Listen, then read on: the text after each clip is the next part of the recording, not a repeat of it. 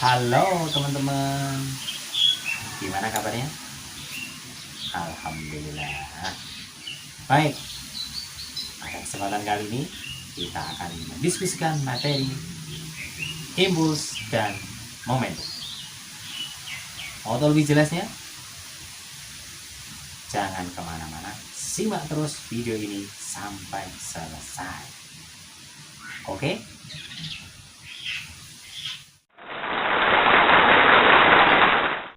Halo, assalamualaikum warahmatullahi wabarakatuh. Bagaimana kabar teman-teman semua pada kesempatan kali ini? Semoga tetap semangat, tetap dalam kondisi sehat walafiat. Oke, jika di pertemuan yang lalu kita sudah membahas separuh di materi impuls dan momentum, maka mari kita lanjutkan di pertemuan ini. Kita masuk di bagian kedua, masih dalam materi impuls dan momentum.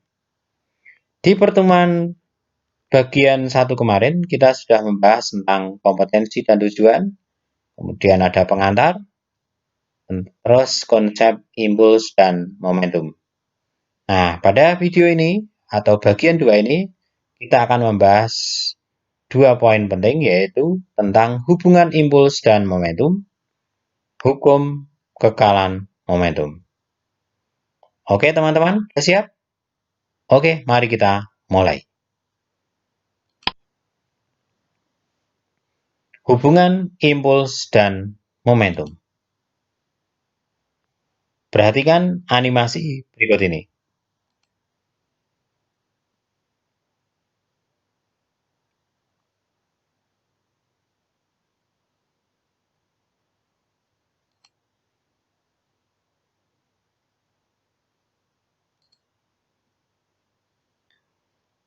Oke teman-teman, setelah kalian mencermati animasi tersebut, apa yang kalian pikirkan?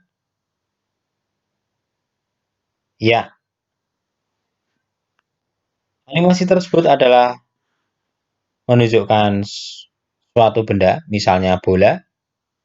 Bola awalnya dia diam, bola ini. Bola bermassa M, awalnya diam, kemudian dia diberi gaya. Akhirnya dia bergerak dengan kecepatan V1. Dia bergerak dengan kecepatan V1. Nah, setelah dia bergerak, maka dia memiliki kecepatan akhir yang di sini kita namakan V2.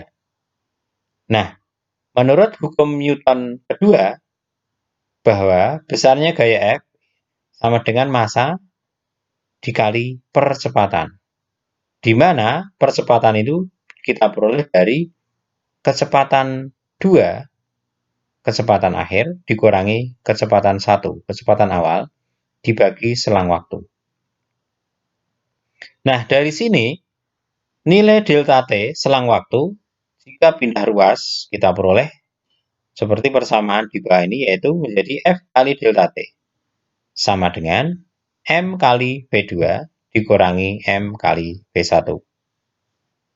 Nah, di pembahasan bagian 1, di video bagian 1 kemarin, kita sudah membahas bahwa impuls adalah F kali delta T. Maka F kali delta T kita tulis dengan nama I, sedangkan M kali V2 menunjukkan P2, M kali V1 menunjukkan P1.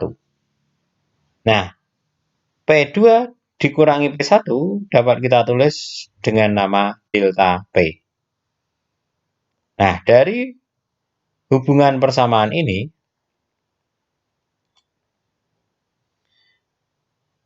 yang mana di sini P1 menunjukkan momentum awal, P2 menunjukkan momentum akhir, P1 menunjukkan kecepatan awal, dan P2 menunjukkan kecepatan akhir, dapat disimpulkan bahwa impuls I itu sama dengan perubahan momentum delta P. Oke teman-teman, saya ulangi, dapat disimpulkan bahwa impuls I ini sama dengan perubahan momentum delta P. Sehingga ini kita tulis ulang, I sama dengan F kali delta T. Sama dengan delta P. Di mana delta P ini jabarannya adalah P2 min P1. Dengan P2, M kali P2, dan P1 adalah M kali P1. Nah, hal ini menunjukkan bahwa gaya yang bekerja pada sebuah benda sama dengan perubahan momentum benda per satuan waktu. Oke teman-teman, kita akan lihat contoh soal mengenai hubungan impuls dan momentum. Sebuah bola bermasa 200 gram dilemparkan ke kanan dengan kelajuan 10 meter per sekon. Sesaat setelah dipukul, bola berbalik arah dengan kelajuan 20 meter per sekon. Jika diketahui bola bersentuhan dengan pemukul selama 1 meter, ini maksudnya 1 milisekon, tentukan A. Impuls yang diberikan pemukul pada bola. B. Gaya rata-rata yang diberikan pemukul pada bola. Mari kita lihat. Diketahui massa bola 200 gram.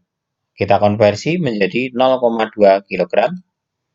Kemudian kecepatan awal P1 10 meter per sekon ke kanan. Kecepatan akhir min 20 meter per sekon. Nah, ini dengan keterangan berbalik ke kiri. Jadi, tanda minus ini menunjukkan arahnya. Dia arahnya ke kiri. Nah, selang waktu delta T sama dengan 1 milisekon. Nah, kita konversi ke sekon menjadi 10. Ini maksudnya 10 pangkat min 3 sekon. Pertanyaannya adalah A. Berapa nilai impulsnya? B. Berapa nilai gaya rata-rata?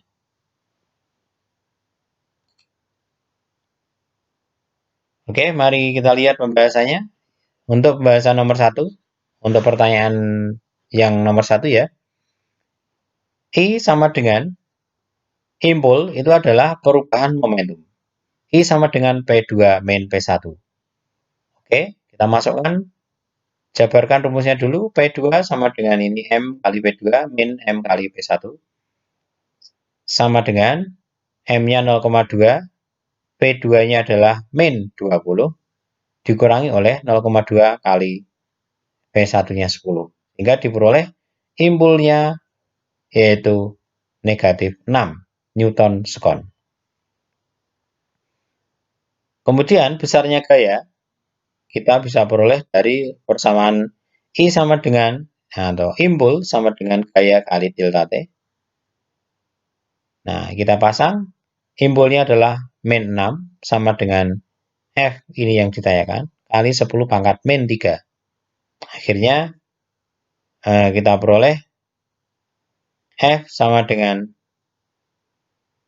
min 6 kali 10 pangkat.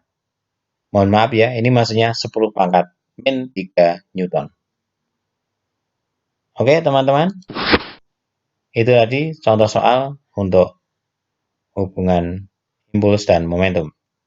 Sekarang kita lanjut tentang hukum kekalan momentum. Besar impuls dinyatakan sebagai perubahan momentum. Ini tadi sudah kita diskusikan, yaitu F kali delta T sama dengan delta P. Nah, pada saat F atau gaya sama dengan 0, maka perubahan momentumnya delta P juga sama dengan 0. Atau dengan kata lain, momentumnya adalah bersifat tetap atau konstan. Dapat disimpulkan ini, jika suatu sistem tidak mendapat gaya dari luar, maka momentum sistem selalu tetap. Hal inilah yang disebut sebagai hukum kekekalan momentum. Sehingga berlaku jumlah momentum P ya sebelum tumbukan itu sama dengan jumlah momentum setelah tumbukan. Atau bahasa lainnya, jumlah momentum sebelum interaksi sama dengan jumlah momentum setelah interaksi. Nah, di sini dituliskan dalam bahasa matematika, sigma P sama dengan sigma P aksen. Sama dengan M1 kali P1 plus M2 kali P2 sama dengan M1 kali P1 aksen plus M2 kali P2 aksen. Dengan keterangan, sigma P menunjukkan jumlah momentum sebelum interaksi, sigma P aksen sama dengan jumlah momentum setelah interaksi. Dari persamaan dan konsep di atas, maka kita bisa menyatakan bahwa hukum kekekalan momentum adalah atau menyatakan bila tidak ada gaya dari luar yang bekerja pada benda-benda yang melakukan interaksi, atau resultan gaya dari luar yang bekerja pada benda-benda adalah nol, maka jumlah momentum benda-benda sebelum mengadakan interaksi selalu sama dengan jumlah momentum benda-benda setelah mengadakan interaksi.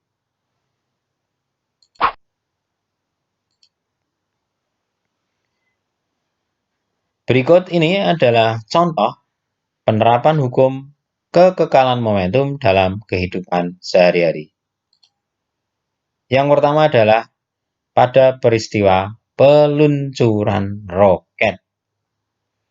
Nah, pada peristiwa peluncuran roket ini, besar momentum yang dihasilkan oleh gaya dorong dari bahan bakar sama dengan momentum meluncurnya roket. Perhatikan video animasi berikut ini.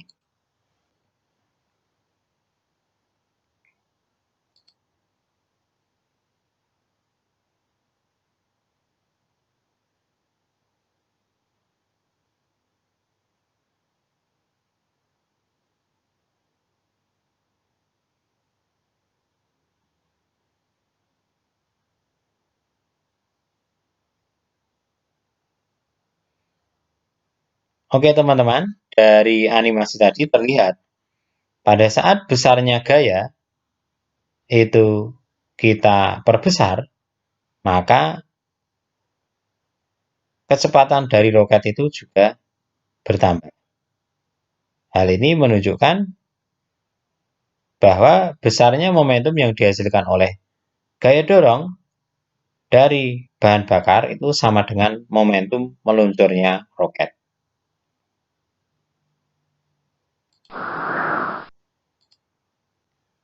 Baik, yang kedua adalah pada kasus senapan atau meriam. Nah, momentum senapan mundur ke belakang ini sama dengan momentum peluru yang lepas dari senapan. Perhatikan animasi berikut.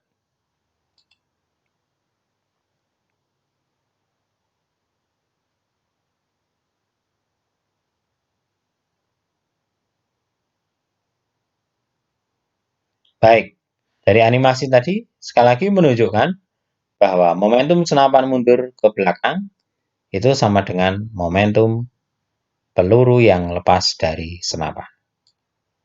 Contoh yang ketiga adalah pada kasus orang melompat dari perahu.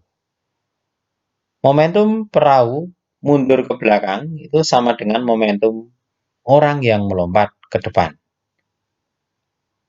Mari kita perhatikan animasi ini. Ini adalah posisi awal. Nah, apa yang terjadi? Perhatikan saat orang itu melompat.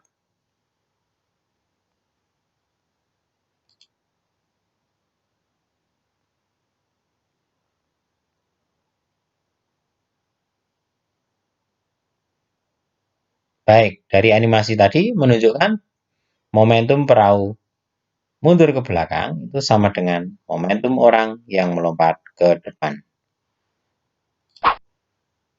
Contoh berikutnya adalah pada kasus ayunan balistik.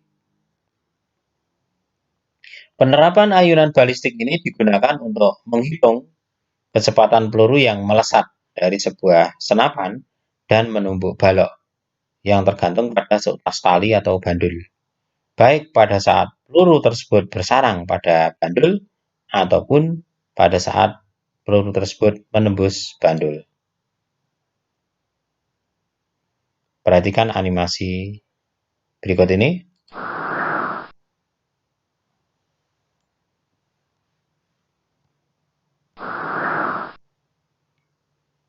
Baik, mari kita lihat animasinya dulu.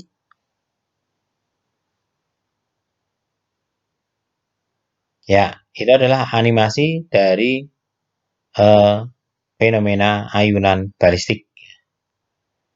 Oke teman-teman, itu tadi ada beberapa contoh tentang penerapan hukum kekalan momentum. Sekedar mengingatkan, itu misalkan ada yang pertama yaitu tentang peluncuran roket, kemudian juga tentang fenomena senapan atau meriam,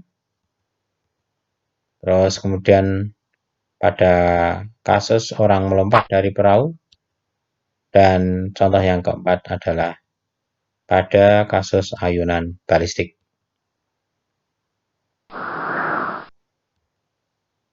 Nah, sekarang mari kita lihat contoh soal.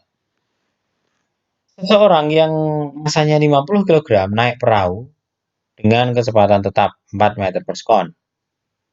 Massa perahu 75 kg. Tiba-tiba, orang terjun ke dalam air dengan kecepatan 5 meter per sekon. Pertanyaannya adalah, hitung kecepatan perahu sesaat orang terjun. Jika arah kecepatan terjunnya, orang searah perahu. Mari kita lihat, kita identifikasi dulu yang diketahui.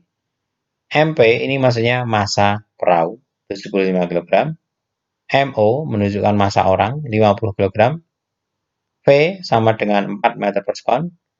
V0 aksen. Yang V0 aksen ini menunjukkan kecepatan orang setelah dia terjun ke air. Artinya dia sudah meninggalkan perahu, yaitu 5 meter per sekon. Yang ditanyakan adalah tentukan kecepatan terjun orang yang searah dengan perahu itu, yaitu VP aksen. Baik, mari kita lihat pembahasannya. Kita menggunakan persamaan hukum kekekalan momentum, yaitu MP massa perahu kali kecepatan perahu plus massa orang kali kecepatan orang. Nah, di bagian sisi kiri tanda sama dengan ini adalah ini sebelum interaksi, sama dengan MP kali VP aksen, massa perahu kali kecepatan perahu setelah interaksi, ditambah dengan massa orang kali kecepatan orang setelah interaksi. Mari kita lihat pengisian angka-angkanya. MP 75 kali VP-nya 4, ditambah M0 50 kali P0-nya 4, sama dengan 75 kali VP aksen, ini yang ditanyakan, ditambah 50 kali 5. Kemudian diperoleh 300 ditambah 200 sama dengan 75 VP aksen ditambah 250. Baik, nah kemudian 250 ini kita pindah ke sebelah kiri tanda sama dengan ya. Akhirnya menjadi 500 dikurangi 250 sama dengan 75 VP aksen. Nah, akhirnya VP aksen sama dengan 250 dibagi 75. Diperoleh jawaban 3,33 meter per sekon. Oke teman-teman, silahkan dicermati kembali contoh soal ini nanti agar kalian bisa lebih jelas, lebih paham dalam mencermati dalam upaya memahami contoh soal ini. Oke, saya kira itu teman-teman materi kita tentang impuls dan momentum untuk video bagian 2 ini. Saya mengingatkan kembali, silahkan teman-teman yang ingin memperdalam materi bisa nanti melihat di beberapa referensi ini. Ini di antara referensi yang saya pakai. Ini adalah referensi menggunakan buku sekolah elektronik dan juga dari website Rumah Belajar.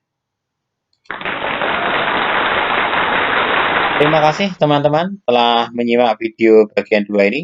Semoga bermanfaat. Selamat belajar dan salam sukses. Wassalamualaikum warahmatullahi wabarakatuh.